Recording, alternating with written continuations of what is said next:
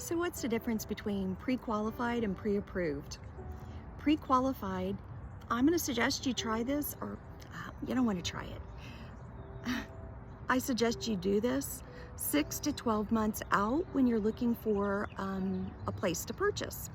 So 6 to 12 months ahead of time, start looking for a lender and call them and see what they offer and ask to get pre-qualified. It is an informal process, and it just kind of shows you where you're at. It's self-reported, so you'll tell them, some of your information, and they can give you an estimate of, what you're looking at, of purchase power.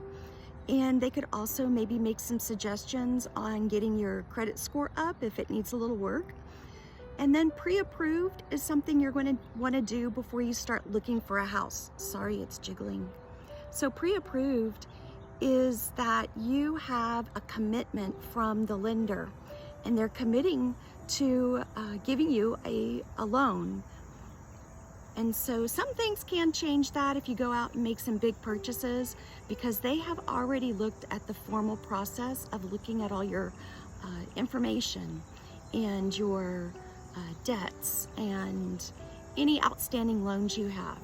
And they have looked at your financials, and they have just, they've looked at it and said you're pre-approved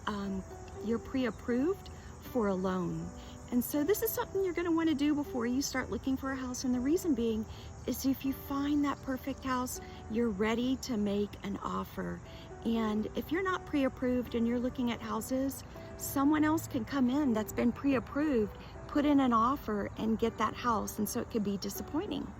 And you also might be looking at a house that maybe you don't qualify for, or maybe you qualify for more, and so maybe you'd like a bigger house. So the difference between pre-approved and pre-qualified, if you'd like to sit down and chat about that, give me a call. I'd love to meet with you and be happy to talk to you about it.